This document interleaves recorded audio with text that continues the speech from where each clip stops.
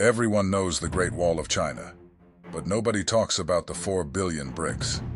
If you laid them end to end, they wouldn't just cross China. They would reach the moon, come back, and go halfway back again.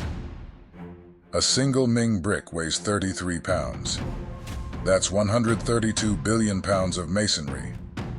We're told this was done with donkeys and human chains. But look at the Jiangkou section. It's built on 80-degree ridges. Try carrying an 18-wheeler's worth of weight up a vertical cliff with a donkey. It's not just difficult, it's a logistics failure. 80 generations of workers, 2,000 years, no change in the blueprint, no Great Wall 2.0. Just one singular obsessive focus.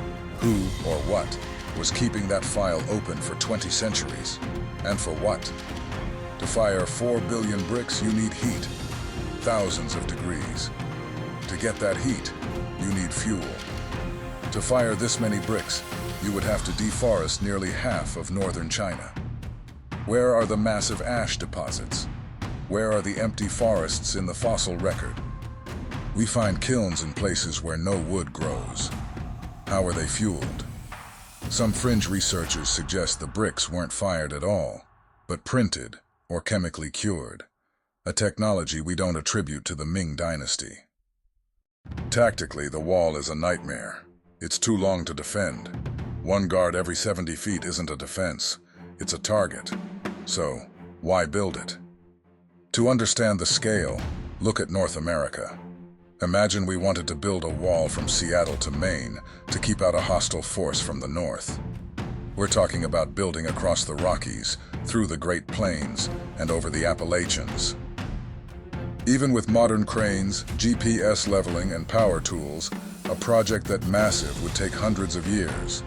But here's the logic trap. How are you keeping the enemy out while you're building it? If Canada is aggressive today, you can't spend 200 years building a fence. You'd be invaded before the first mile was finished. Now, look at China. They didn't take 200 years. They took 2,000. That is 80 generations of people with their backs turned to the enemy, focused on stacking bricks. If the wall was for defense, it failed the day they started. You can't stop an invasion for 2,000 years with a work crew. Unless the wall wasn't meant to stop people. It was meant to define the space. In the yesteryears, explorers found a massive wall. At the time, the only explanation was, the Chinese built it. They didn't think about the logistics. They didn't calculate the manpower or the impossible resources. They simply had too few tools to dispute any other answer. But today we have no excuse. We have the tools. We have the math. We have the data that shows us the official story is physically impossible. The problem isn't that we lack the tools. It's that we refuse to use the logic. We see the anomaly, and we look away. But the bricks are still there. The mountains are still there. And the mystery isn't going anywhere. Is the Great Wall a physical partition in the geography? Is it a circuit? A massive 13,000-mile antenna built of stone and earth to stabilize the local code? They did not build it to keep barbarians out. Why?